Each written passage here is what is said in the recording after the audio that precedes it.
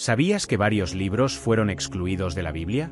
A lo largo de la historia, ciertos textos se han considerado controvertidos o demasiado poderosos para que cualquiera los leyera, por lo que no se incluyeron en el canon bíblico. Por ejemplo, hay relatos detallados sobre los nefilim gigantes descritos como descendientes de ángeles y humanos que ofrecen una perspectiva completamente distinta a la narrativa bíblica tradicional. También hay un evangelio que relata la infancia de Jesús de forma poco convencional, así como textos que eran tan temidos que incluso dirigentes como Hitler prohibieron. Analicemos cada documento prohibido para comprender sus narraciones y averiguar por qué la Iglesia los consideraba una amenaza. Estos textos alternativos, como el Libro de los Gigantes, amplían historias mencionadas de forma abreviada en la Biblia, como la de los nefilim en el libro del Génesis, ofreciendo detalles sobre sus vidas y el impacto de sus acciones en la humanidad. Cada página de estos textos prohibidos puede alterar significativamente nuestra comprensión de la historia religiosa. Por ejemplo, el Libro de los Gigantes describe una serie de sueños proféticos experimentados por Mai, uno de los gigantes, que predicen la llegada del diluvio. Estos sueños son tan detallados y vívidos en estos libros prohibidos que hacen que el lector tenga la sensación de estar viendo cómo se desarrollan los acontecimientos ante sus ojos. ¿Por qué decidió la Iglesia que estas escrituras eran peligrosas? ¿Qué revelan estos libros sobre las luchas internas y las distintas creencias del cristianismo primitivo? Prepárate para saberlo todo. Pero antes, no olvides asegurarte de que te has suscrito al canal. En próximos contenidos, descubrirás cómo funciona realmente tu mente y cómo puedes conseguir todo lo que deseas. Recuerda, tu mente crea todo lo que deseas, solo tienes que saber utilizarla. Voy a presentarte un antiguo texto, oculto durante siglos por el alto mando religioso, llamado el Libro de los Gigantes. Este documento, que se parece al famoso libro de Enoch, es aún más intrigante porque se considera más antiguo y ofrece un relato ampliado de los nefilim. Estos seres gigantescos se describen como el producto de ángeles, conocidos como vigilantes, que descendieron a la tierra y se unieron a mujeres humanas. El escenario comienza en el período antediluviano, una era misteriosa anterior al gran diluvio bíblico. En los pocos fragmentos conservados, escritos en arameo y descubiertos entre los rollos del Mar Muerto, la historia cobra vida con relatos de las aventuras y desventuras de estos gigantes. La narración no se limita a contar los acontecimientos, sino que los desarrolla en vívidas escenas en las que gigantes y ángeles interactúan con el mundo y entre sí de formas que desafían nuestra comprensión habitual de la historia bíblica. Por ejemplo, uno de los gigantes, Mai, experimenta sueños proféticos que anticipan desastres y el propio diluvio. Estos sueños se detallan con una claridad que casi permite a los lectores visualizar las visiones apocalípticas a las que se enfrenta. La desesperación de Mai al darse cuenta del inminente destino de su especie es palpable, y busca desesperadamente la ayuda de Enoch, una figura bíblica conocida por su cercanía a Dios y por ser un mediador entre lo celestial y lo terrenal. La narración detalla cómo Enoch, a pesar de estar lejos, responde a los gigantes con mensajes de advertencia y consejo. Es una interacción que pone de relieve la complejidad de la relación entre seres divinos y terrenales en la literatura antigua. El Libro de los Gigantes, por tanto, no es solo un texto. Es una ventana a un mundo en el que lo divino y lo humano se entrelazan de formas que la Biblia estándar solo insinúa. Al explorar este libro prohibido, no solo ampliamos nuestra comprensión de los nefilim mencionados brevemente en el Génesis, sino que también nos adentramos en las profundidades de una narración que desafía la distinción entre mito y lo que se considera histórico o canónico. El Libro de los Gigantes ofrece una perspectiva única que podría haber reconfigurado muchas de las historias centralizadas en las escrituras aceptadas. Esta parte de nuestro viaje nos lleva a reflexionar sobre el impacto que tales textos pueden tener en la comprensión moderna de la fe, la ética y la interacción entre el cielo y la tierra. La exclusión de estos relatos del canon bíblico oficial nos lleva a preguntarnos, ¿qué más podría faltar en nuestra interpretación de la historia sagrada? En el contexto del Libro de los Gigantes, la narración sobre los nefilim no es solo un breve comentario, sino que profundiza en detalles que dan vida a estas criaturas mitológicas. Los nefilim son retratados no solo como gigantes, sino como seres que llevan a cabo actos de gran destrucción, masacrando a los humanos, devastando las cosechas y envenenando las aguas. La descripción es tan rica que los lectores casi pueden visualizar las escenas de caos y destrucción. La historia sigue a uno de los nefilim llamado Oya, cuyas acciones son un ejemplo excelente del impacto de estos gigantes en el mundo antiguo. En una escena particularmente vívida, Oya describe cómo él y sus hermanos gigantes luchan contra bestias monstruosas, un relato que subraya la brutalidad y ferocidad de estas criaturas. Este tipo de descripción detallada sirve para ilustrar el poder y la amenaza que suponían los nefilim, tanto para los seres humanos como para el orden natural del mundo. Además de las batallas físicas, El texto también aborda los conflictos internos entre los Nefilim, mostrando que no eran meras fuerzas de destrucción unidimensionales. Tenían emociones, deseos e incluso remordimientos. Por ejemplo, el libro detalla cómo algunos Nefilim empiezan a tener visiones apocalípticas del diluvio venidero. Estas visiones provocan una crisis de conciencia en la que algunos Nefilim consideran la posibilidad de buscar el arrepentimiento, mientras que otros eligen ignorar las advertencias y continuar con sus métodos destructivos. Esta complejidad añade una capa de humanidad a los Nefilim, desafiando al lector a considerar las implicaciones morales y éticas de su existencia. La narración sugiere que, a pesar de su naturaleza violenta y aterradora, los Nefilim son algo más que villanos. Son criaturas trágicamente defectuosas, atrapadas en una existencia que no eligieron. La profundidad de esta historia en el libro de los gigantes ofrece un sorprendente contraste con la breve y enigmática mención de los Nefilim en el libro del Génesis. Al explorar este texto prohibido, obtenemos una comprensión más amplia no solo de estos seres míticos, sino también de las creencias y narraciones que constituían el telón de fondo del pensamiento religioso de aquella época. ¿Has oído hablar de este tema? Comenta aquí para que hablemos. Profundicemos ahora en la historia de Mai, uno de los gigantes mencionados en el libro de los gigantes, que desempeña un papel crucial en la narración debido a sus visiones proféticas. Mai, angustiado por inquietantes sueños sobre el futuro, se convierte en una figura central en el intento de comprender y posiblemente alterar el trágico destino que aguarda a su raza y al mundo. Mai empieza a tener visiones aterradoras del diluvio inminente, una catástrofe que, se da cuenta, destruirá no solo a los Nefilim, sino a toda creación viviente que se oponga al orden divino. Estas visiones se describen con vívidos detalles en el texto, donde Mai ve cómo las aguas engullen la tierra, cómo se desgarran las montañas y cómo la humanidad y las criaturas de la tierra luchan inútilmente contra la extinción. Al darse cuenta de la gravedad de estos sueños, Mai pide consejo a Enoc, un patriarca bíblico venerado por su sabiduría y su cercanía a lo divino. Enoc, aunque distante, envía mensajes de advertencia y consejo a los gigantes, instándoles a arrepentirse de sus caminos pecaminosos y a buscar la misericordia divina. La interacción entre Mai y Enoc es un momento crítico que pone de relieve el puente entre lo humano y lo divino, y la posibilidad de redención incluso para los seres más temidos y condenados. La narración también explora la reacción de los demás Nefilim ante las predicciones de Mai.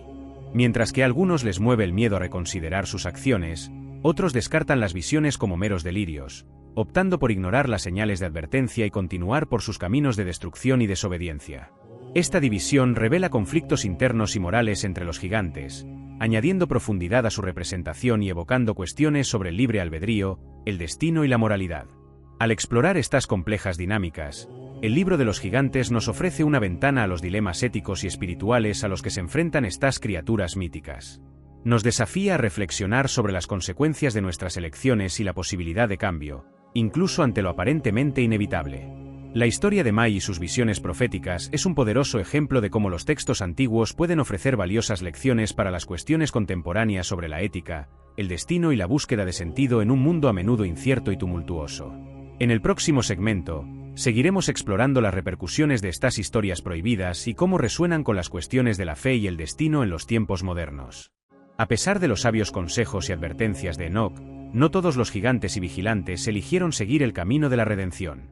Esta parte de la narración del libro de los gigantes nos muestra el trágico destino de una sociedad que decide ignorar las advertencias de su inminente destrucción. Al profundizar en estos momentos decisivos, vemos no solo la resistencia de algunos gigantes al arrepentimiento, sino también la obstinación de los vigilantes, los ángeles caídos que se rebelaron contra el cielo. La narración describe cómo, incluso ante las visiones proféticas de Mai y la intercesión de Enoc, muchos gigantes y vigilantes siguieron desdeñando los mensajes divinos, manteniéndose firmes en sus prácticas corruptas y desordenadas. Decidieron enfrentarse al juicio divino con desafío, reflejo de su naturaleza rebelde y del profundo cisma entre su existencia y el orden establecido por Dios. La decisión colectiva de ignorar la advertencia de un diluvio catastrófico simboliza la obstinación y el orgullo, elementos que aparecen a menudo en los relatos antiguos como precursores de la caída. El texto ofrece un relato detallado de cómo esta elección conduce a la inevitable catástrofe, ilustrando el ciclo de acción y consecuencia que es central en muchas tradiciones éticas y espirituales. Esta parte del relato es especialmente relevante para comprender el concepto de libre albedrío y destino en la literatura antigua. Plantea cuestiones profundas sobre la naturaleza del castigo y la justicia, y sobre si la destrucción puede considerarse una consecuencia natural de las elecciones realizadas, o si es una sentencia impuesta arbitrariamente por una autoridad superior. Al reflexionar sobre estos temas, se invita a los lectores a considerar las implicaciones de sus propias elecciones y el poder de la redención y el arrepentimiento en sus vidas. La historia de los gigantes y los vigilantes sirve como sombrío recordatorio de que, aunque tengamos libertad para elegir nuestros caminos, no estamos exentos de las consecuencias de nuestros actos.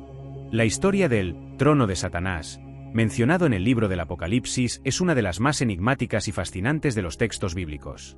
La referencia al trono, que se cree que estaba situado en Pérgamo, una antigua ciudad de la actual Turquía, ofrece una visión profunda del simbolismo y las creencias que impregnaban el cristianismo primitivo.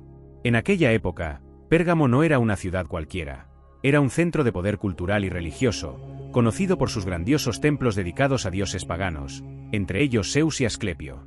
La ciudad era también un importante centro de aprendizaje y medicina, que albergaba una de las mayores bibliotecas del mundo antiguo. Sin embargo, para los primeros cristianos, esta concentración de culto pagano y poder imperial representaba una forma de oposición directa a las doctrinas cristianas. El pasaje bíblico que describe Pérgamo como el lugar donde está el trono de Satanás puede interpretarse de varias maneras. Algunos eruditos sugieren que esta referencia simbólica al trono podría estar relacionada con el gran altar de Zeus, que era una imponente estructura considerada una de las maravillas del mundo antiguo. Este altar, conocido por sus impresionantes tallas y su grandioso diseño, podría verse fácilmente como un trono digno de una entidad tan poderosa como Satanás en la visión cristiana. Otra interpretación es que el trono de Satanás podría ser una metáfora del poder político y religioso que se resistía a la difusión del cristianismo. Pérgamo era un bastión de la lealtad imperial romana y del culto a los dioses romanos y griegos, lo que ponía a sus habitantes en conflicto directo con las enseñanzas cristianas que predicaban la existencia de un solo Dios. El contexto de esta mención en el Apocalipsis es crucial para comprender las adversidades a las que se enfrentaban los primeros cristianos de aquella región. La ciudad, aunque ofrecía avances culturales y científicos, también se consideraba un campo de batalla espiritual, donde las fuerzas del bien y del mal luchaban por la supremacía. Explorando estos aspectos de Pérgamo, podemos ver cómo los lugares y objetos físicos adquieren significados espirituales y simbólicos dentro de las narraciones religiosas. El trono de Satanás de Pérgamo no es solo un elemento de curiosidad histórica, sirve como recordatorio de las constantes tensiones entre las creencias emergentes y las establecidas, y del reto que supone mantener la fe en un entorno a menudo hostil. Si encuentras valor en este vídeo, por favor, deja un like. Realmente marca la diferencia para nosotros y ayuda a que otras personas descubran nuestro contenido. El Protoevangelio de Santiago, uno de los textos apócrifos más fascinantes, ofrece una visión detallada de la infancia de Jesús, así como de los primeros años de la Virgen María, que raramente se tratan en los evangelios canónicos. Este texto, que data del siglo II, es esencial para comprender cómo se formaron y transmitieron las narraciones sobre las figuras centrales del cristianismo en las primeras comunidades cristianas. A diferencia de los evangelios oficialmente reconocidos, el Protoevangelio de Santiago comienza con la historia de la familia de María. Describe cómo Joaquín y Ana, sus padres, se enfrentaron a la esterilidad y cómo la concepción de María fue milagrosa, marcada por la intervención divina. Se presenta a María como una niña consagrada al templo desde muy pequeña, destacando su pureza y especial dedicación a Dios, aspectos que refuerzan su santidad y preparación para su futura misión como Madre de Jesús. Al narrar la juventud de María y sus posteriores esponsales con José, el texto proporciona un rico telón de fondo que nos ayuda a comprender el contexto cultural y religioso en el que nació Jesús. Un aspecto especialmente notable de este evangelio es cómo detalla el viaje de José y María a Belén y los acontecimientos que rodearon el nacimiento de Jesús, incluida una versión más elaborada del nacimiento en una cueva, algo que solo se insinúa en los evangelios canónicos. Además, el Protoevangelio de Santiago también aborda los retos a los que se enfrentan María y José, como las sospechas de infidelidad y la comprobación de la virginidad de María, temas que se tratan de forma singular en este texto. Estas narraciones no solo enriquecen la historia bíblica conocida, sino que también reflejan las preocupaciones teológicas y sociales de las primeras comunidades cristianas, que trataban de afirmar la divinidad de Jesús y la pureza de María frente a las críticas y las dudas. Aunque este evangelio no es aceptado como canónico por la mayoría de las tradiciones cristianas debido a su origen tardío y a sus elementos hagiográficos, ha sido una fuente valiosa para la teología, el arte y la cultura cristianas. Sus descripciones de la Natividad han influido en gran medida en las representaciones artísticas y litúrgicas de la Navidad en muchas culturas cristianas. El Protoevangelio de Santiago es un vívido ejemplo de cómo los textos apócrifos pueden ofrecer nuevas dimensiones y profundidad a la comprensión de los acontecimientos bíblicos, revelando capas de tradición y fe que han dado forma al cristianismo desde sus comienzos. La Biblia del esclavo, un texto impactante y poco conocido, ejemplifica cómo pueden manipularse las escrituras para servir a fines específicos que van más allá de la espiritualidad. Esta versión fuertemente editada de la Biblia fue producida en 1807 por misioneros británicos para su uso en las Indias Occidentales Británicas, ahora conocidas como el Caribe. El propósito era claro: controlar y subyugar a los esclavos africanos, eliminando cualquier noción de resistencia o emancipación que pudieran extraer de los relatos bíblicos completos. La Biblia del esclavo es radicalmente diferente de la Biblia completa, ya que omite gran parte del Antiguo Testamento y porciones significativas del Nuevo Testamento. Se han eliminado deliberadamente pasajes importantes sobre la libertad, la justicia y la igualdad. Por ejemplo, se ha excluido toda la narración del Éxodo, en la que Moisés saca a los israelitas de la esclavitud en Egipto. Este relato podría inspirar a los esclavos a buscar su propia liberación, algo que los propietarios de esclavos y los misioneros querían evitar desesperadamente. En su lugar, los pasajes que se incluyeron se centraban en la obediencia, la sumisión y la aceptación del statu quo. Versículos como Efesios 6, 5, siervos, obedeced a vuestros amos terrenales con temor y temblor, con sencillez de corazón, como a Cristo, se mantuvieron para reforzar la ideología de que la posición de los esclavos estaba ordenada por Dios y debía aceptarse sin cuestionarla. Esta Biblia modificada es un ejemplo extremo de cómo puede utilizarse la religión como herramienta de opresión. Muestra no solo la manipulación de las escrituras, sino también cómo pueden distorsionarse las creencias religiosas para justificar prácticas inmorales e inhumanas. La existencia de solo 3 ejemplares conocidos de esta Biblia en el mundo actual pone de relieve su papel único e inquietante en la historia. La Biblia del esclavo sirve también como sombrío recordatorio de que el conocimiento y la información pueden controlarse y manipularse para mantener el poder sobre los grupos oprimidos. Este caso histórico ofrece una oportunidad crítica para reflexionar sobre la importancia de la integridad de los textos sagrados y el impacto potencialmente devastador cuando se alteran para servir a agendas específicas. El Apocalipsis de Pedro presenta una de las visiones más gráficas y detalladas del cielo y el infierno de la literatura cristiana primitiva. Este texto apócrifo, muy popular en los primeros siglos del cristianismo, ofrece una perspectiva alternativa al libro canónico de Juan, el Apocalipsis, y arroja luz sobre las creencias y expectativas escatológicas de las comunidades cristianas de la época. Este evangelio se atribuye al apóstol Pedro y describe una serie de revelaciones que recibió de Jesús. El texto comienza con una escena en la que Jesús muestra a Pedro las glorias del cielo, pintando imágenes de serenidad y belleza inimaginables, donde los justos viven en perfecta armonía y luz divina. Pero, en contraste, Pedro también es llevado a través de visiones del infierno, donde los pecadores sufren castigos horribles y específicos, apropiados a los pecados que cometieron en vida. Por ejemplo, el texto detalla cómo los blasfemos son colgados de la lengua, y las mujeres que adornan su cuerpo para seducir a los hombres son colgadas de los cabellos sobre un pantano hirviente. Los hombres que han sido seducidos por estas mujeres son colgados por los pies sobre el mismo pantano. Estas vívidas descripciones no solo pretenden enseñar las consecuencias del pecado, sino también infundir miedo a los lectores y oyentes, reforzando la moralidad de la comunidad. La popularidad del Apocalipsis de Pedro refleja la fascinación por el más allá y el destino final de las almas, una preocupación común entre las primeras comunidades cristianas. Algunos consideraron canónico este texto durante los primeros siglos, pero finalmente fue excluido del canon oficial debido a sus opiniones extremas, y en algunos casos, contradictorias en relación con la doctrina más ortodoxa. Además de sus ricas descripciones escatológicas, el Apocalipsis de Pedro también plantea cuestiones sobre la justicia divina y la naturaleza del arrepentimiento. El texto sugiere que incluso quienes están destinados al infierno tienen la posibilidad de salvarse si muestran verdadero arrepentimiento, un concepto que resonó profundamente en la teología cristiana primitiva.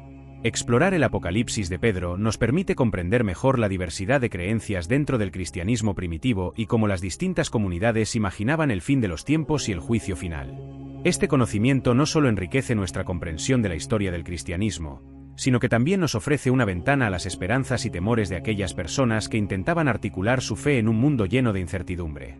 El Testamento de Abraham, un texto apócrifo poco convencional, ofrece un relato humorístico y edificante de la resistencia de Abraham a la idea de la muerte. Algunos eruditos consideran este documento una obra de ficción piadosa, creada para enseñar lecciones morales al tiempo que entretiene. En este texto, se describe a Abraham como un hombre de gran virtud que, cuando recibe la visita del ángel de la muerte, se niega a aceptar su destino final. La historia cuenta cómo Dios envía al arcángel Miguel para preparar a Abraham para su partida. Sin embargo, incluso a Miguel le resulta difícil convencer a Abraham, debido a la bondad y el carisma del patriarca. En lugar de presentar una visión sombría de la muerte, el testamento de Abraham aborda el tema con ligereza e incluso humor. Por ejemplo, cuando Miguel revela a Abraham el propósito de su visita, este inventa excusas y justificaciones para posponer el inevitable acontecimiento. Pide realizar más actos de caridad y despedirse adecuadamente de su familia, demostrando su humanidad y su reticencia a abandonar su vida terrenal. La narración también explora el viaje de Abraham al cielo, donde tiene la oportunidad de ver el trono de Dios y los destinos reservados a las almas justas y pecadoras. Estas visiones se describen con detalles que reflejan las creencias y esperanzas de las comunidades judía y cristiana primitivas sobre la vida después de la muerte. El testamento de Abraham no solo ofrece una visión de las creencias espirituales de la época, sino que también pone de relieve la naturaleza universal del miedo a la muerte y el deseo de prolongar la vida. Este texto enseña que, aunque la muerte es inevitable, la forma en que vivimos nuestra vida y afrontamos nuestro final tiene un impacto duradero. Este documento, aunque no está incluido en el canon bíblico, sigue siendo una fuente valiosa para comprender las complejas emociones y teologías relacionadas con la muerte y el juicio en la antigüedad. El Evangelio de Judas es uno de los textos apócrifos más controvertidos y reveladores, que arroja una luz completamente distinta sobre la figura de Judas Iscariote, tradicionalmente vilipendiado como el traidor de Jesús. Este documento, que data del siglo II, propone que Judas no actuó por codicia o malicia, sino por instrucción directa de Jesús, transformando su papel de traidor en el de discípulo esencial en el plan divino. Según este Evangelio, Jesús comparte visiones místicas con Judas y discute secretos celestiales que no se revelan a los demás discípulos. Jesús explica que su traición es necesaria para cumplir los propósitos superiores de Dios, y que Judas, al aceptar esta dolorosa misión, desempeña un papel crucial en la salvación de la humanidad. Esta perspectiva transforma a Judas de villano en héroe trágico, cuyo sacrificio es tan significativo como el de Jesús. El texto desafía las interpretaciones tradicionales al sugerir que la traición fue un acto de obediencia divina, no de rebelión. Esto plantea profundas cuestiones sobre la predestinación, el libre albedrío y el papel del mal en el plan divino. El Evangelio de Judas invita a los lectores a reconsiderar la naturaleza del sacrificio y la redención, sugiriendo que los caminos de Dios pueden ser misteriosos y a veces contradictorios a los ojos humanos. Además de las cuestiones teológicas, este Evangelio también refleja las tensiones dentro del cristianismo primitivo, mostrando que existían distintas corrientes de pensamiento sobre quién era Jesús y cuál era el verdadero significado de sus enseñanzas y su muerte. La inclusión de Judas como figura compleja y empática es un ejemplo de cómo las distintas comunidades valoraban las narraciones alternativas que ofrecían nuevas formas de entender los acontecimientos del Nuevo Testamento. Este texto fue considerado herético y excluido del canon bíblico, no solo por su controvertido contenido, sino también porque desafiaba la autoridad eclesiástica al proponer una versión de la historia de Jesús que divergía radicalmente de la aceptada por la Iglesia mayoritaria. A pesar de su rechazo oficial, el Evangelio de Judas sigue fascinando a estudiosos y profanos por igual, pues ofrece una visión rica y compleja de la teología cristiana y de las luchas de poder en el seno de las primeras comunidades cristianas. En Tarso, una ciudad con una historia de más de 10.000 años de ocupación continua, un suceso intrigante ha llamado la atención de historiadores y entusiastas de la Biblia. La Casa Roja de Tarso fue el escenario de una de las excavaciones más misteriosas jamás realizadas. Durante la noche, obreros, camiones y excavadoras, acompañados de guardias armados, se apoderaron de la propiedad, rodeándola por completo para asegurarse de que nadie se acercara. Este acontecimiento tuvo lugar bajo un velo de secreto absoluto, y la operación, que duró cerca de un año, dejó a muchos residentes y observadores con la curiosidad de saber qué se buscaba o encontraba allí. Una teoría sugiere que esta excavación estaba relacionada con la búsqueda de un manuscrito muy especial, posiblemente uno de los primeros ejemplares de la Biblia cristiana, directamente vinculado a San Pablo, que nació en Tarso. Esta teoría se ve alimentada por los informes de que, en 2008, el Papa Benedicto XVI y un grupo de funcionarios del Vaticano visitaron Tarso para celebrar la devoción a San Pablo. Algunos sugieren que el Vaticano podría estar buscando la llamada Biblia de San Pablo, un artefacto que, de encontrarse, podría contener los escritos originales del apóstol que constituyeron la base del Nuevo Testamento. La leyenda que rodea a esta Biblia es fascinante. Se dice que Pablo, a lo largo de su vida, reunió sus escritos y otros textos de los Evangelios para formar uno de los primeros compendios de la Biblia. Si se pudieran recuperar estos documentos, no solo confirmarían muchas de las enseñanzas cristianas desde sus orígenes, sino que también podrían revelar variaciones o enseñanzas que se han perdido o alterado a lo largo de los siglos. La pregunta intrigante es, ¿qué podría decir esta Biblia? ¿En qué se diferenciaría de la versión actual? ¿Y qué significaría esto para la comprensión moderna del cristianismo? Por desgracia, aunque esta excavación descubriera algo, es poco probable que el Vaticano o cualquier entidad implicada lo confirmara públicamente, sobre todo si el contenido desafiara los relatos establecidos. El misterio de la Casa Roja de Tarso pone de relieve no solo la continua fascinación por los fundamentos del cristianismo, sino también las complejidades que entraña la conservación, interpretación y aceptación de los textos sagrados. Las posibles implicaciones de tales descubrimientos siguen alimentando el debate y la especulación, demostrando el poder y la influencia que los textos antiguos siguen ejerciendo sobre nosotros hoy en día. Esta conclusión de nuestra serie sobre textos prohibidos y misteriosos nos lleva a reflexionar sobre la importancia de la historia, la verdad y los orígenes de nuestras creencias más profundas. Cada descubrimiento, cada texto recuperado ofrece una pieza más en el vasto rompecabezas de la historia humana y espiritual. Si este vídeo te ha resultado útil, considera la posibilidad de suscribirte al canal. Esto no solo apoya el trabajo que hacemos aquí, sino que también ayuda a difundir estas ideas transformadoras a otras personas que puedan beneficiarse de ellas.